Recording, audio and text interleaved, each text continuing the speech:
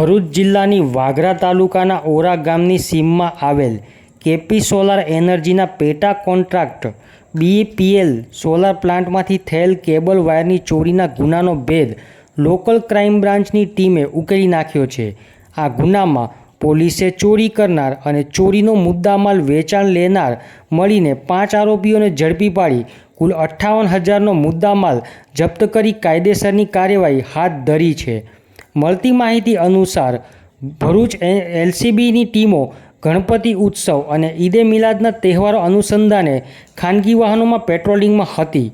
તે દરમિયાન માહિતી મળી હતી કે વાગરા તાલુકાના ઓરા ગામની સીમમાંથી આવેલ બીપીએલ સોલાર પ્લાન્ટમાંથી કેબલ વાયરની ચોરીમાં 3 ઈસમો સંડોવાયેલા હોવાની શક્યતા છે। તે ત્રણે શક્તિનાથ ગરનાળાની બાજુના ઝૂંપડપટ્ટી પાસે ભેગા થયા છે।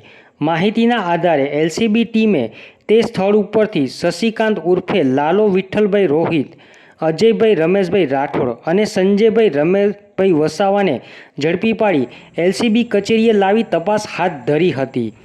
પૂછપરછ કરતા ત્રણેય આરોપીઓ ભાંગી પડ્યા હતા અને જણાવ્યું હતું કે છેલ્લા 1 અઠવાડિયાથી 3 વખત ચોરી કરી કેબલ વાયરના ગૂંચળા શક્તિનાથ ઝૂંપડપટ્ટી પાસે લાવી સળગાવી તેમાંથી કોપર ધાતુ અલગ કરી શેરપુરા ગામે તથા ભરૂચ શહેરમાં કતોપર બજારમાં આવેલ જનતા વાસણ ભંડારમાં વેચી દીધા હતા।